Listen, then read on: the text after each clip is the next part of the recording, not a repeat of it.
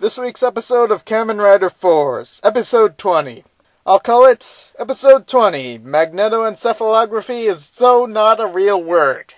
We start off where we left off, with our heroes Pompadurin and Donna Troy getting their asses beat by some blue Dragonaut. Realizing he had the upper hand and needed to let the heroes sort out how to beat him, the Dragonaut leaves and our heroes change back to their normal forms. Boring Douchebag walks up to Fjarzengard and declares their friendship over. Again, on account of Fjarzengard being a stupid poop face. Also, Boring Douchebag signed up for the track team, so of course that takes priority over the unstoppable space monster situation. Meanwhile, 20 feet away, Donna Troy is talking to himself and effectively shouts to the world that he's the series' second Kamen Rider with a super secret identity. The world doesn't notice or care. Elsewhere, the evil principal of Spacey Space High is using the Jedi mind trick so as to convince the police that the school can continue to function as normal despite fucking space monsters attacking in plain sight every week for a few months. I guess he must do that to all the students too, so you'd think he could just do that to Fjarzengard's group. He knows who they are, but that would be unsportsmanlike, so yeah. Speaking of, Fjarzengard and friends are discussing how to split up so as to find the gizmo Fjarzengard flung into the atmosphere last time. They figure a few of them need to convince Boring Douchebag to come back to the fold while the others go searching. This scene is completely necessary because it shows them using the super deformed cartoon drawings they made for the main group. They had to find a use for these drawings because they remind us that the main characters are even more one-dimensional than those drawings. See, that's their charm. They're completely unappealing. Anyhow, the team divvies up, and we first go to Team A's search for the gadget. They look in the lake since I guess they forgot the thing they were looking for is in orbit, and after looking for what seemed like upwards of 5 seconds, they're convinced that there's nothing in the lake aside from Scrooge McDuck's niece kissing a shark. Team B moves in on Boring Douchebag, who's become sub-coach or something on the track team. He's been thinking about how his girl/friend below-average height lass handles her track balls like a monster. But of course, the real monster of the arc is Red Herring, which is what I'm calling the pissy track coach from last time. Am I getting ahead of myself? Not really. He attacks right about them after Team B gets Boring Douchebag to talk about his feelings a bit. And since slightly below average height lass is right there with them, he's pretty much the only one left who was introduced last episode. So, of course, the monster is Red Herring. The reason Red Herring is attacking now is to find out which of Fjarzengard's friends is really Donna Troy. See, he can't tell on account of them changing into, the masked heroes of justice, kamen, it means mask, like that. That's the whole point of it, the unsung hero thing. Donna Troy runs off, changes forms, comes back, and basically yells out, "I'm the guy you're looking for, me, the one who just ran off and came back here," to which Red Herring replies, "Damn your disguise, who are you?" And Donna Troy hits him with a big smoky attack and runs off, and everyone runs off, and pretty much just leaves the blue Dragonaut to maim or kill whoever else is around. Well, I mean, they don't have lines, so it's not like they're people. Meanwhile, Team A is, smiling creepily at Fjarzengard. Creeped out, he goes to Team B since he wanted to be on the Let's Be Friends Again team anyhow. Forgetting he can fly and also has a motorcycle, he runs off. He narrowly avoids a goofy moment in the process. Meanwhile, later, Donna Troy approaches Boring Douchebag and tells him to stop being such a douchebag. He started to care on account of the moping reminding Donna Troy that he himself is kind of a douchebag.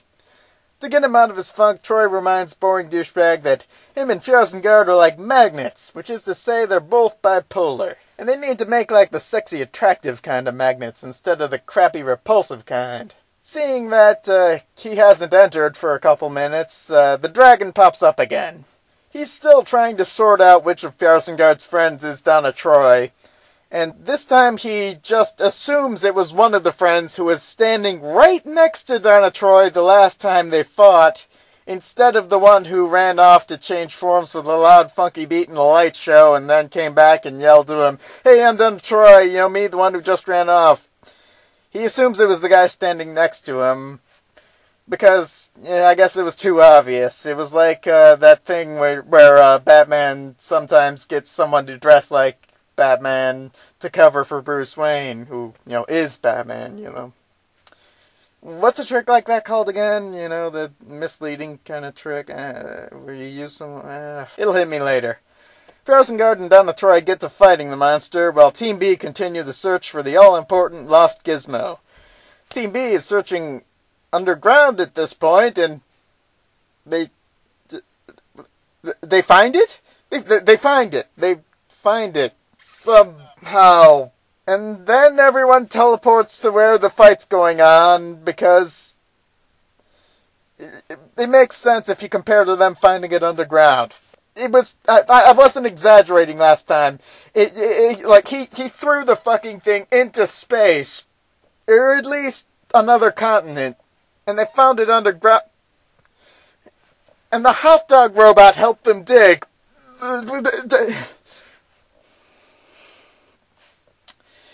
Okay, I'm calm now. I'm calm. Boring douchebag explains that the gadget wasn't working before because the thing's super magnets, sensed Fjarsengaard's mind. It was thrown in space and popped up underground clean and functional. If you can buy that, the magnets are fucking psychic, alright? To get the magnets to split apart and work for him, Fjarsengaard just learns he just has to split his attention, I guess. They don't really explain it. But he does that and changes to a new form. It's necklace and immobile, but it can summon a giant flying magnet. So he saves the day with that, and all's swell. Everyone crowds Fjarsengaard with congratulations and let's be friendlies and all that sort of thing. Donna Troy's standing a short ways away, mumbling, "Hey, over here, I'm Donna Troy." But he's ignored, so he goes off crying. Back at the moon base, all is swell, and boring douchebag returns to the team. Also, Excitable Girl brought in a bicycle with the fake cat riding a rocket ship over a basket on the front. The cat looks like it would squeak, except instead of squeaking, it makes the noises of a terrified baby child farting and moaning at once. The noises will haunt me forever. My thoughts on the episode? The thing that it flew and the went underground and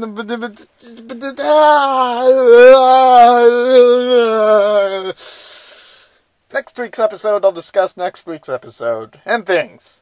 The title will be Fours Implores, Spade or Neuter Your Pets, or Horrors of Fours. If you don't spade or neuter your pets, things like the moaning fart cat happen. I'm Jollytheoldsaint, and I'll see you when I see you. Till then, I'll say goodnight, and goodbye Ruby Tuesdays. See, 'cause 2, it's the second episode. Should I just stick with Go to Hell, You Thieving Lakemen? That's the show! It's the end of the show! Oh crap, I forgot to think of something to say to everyone who doesn't care about me. Well fuck you, man.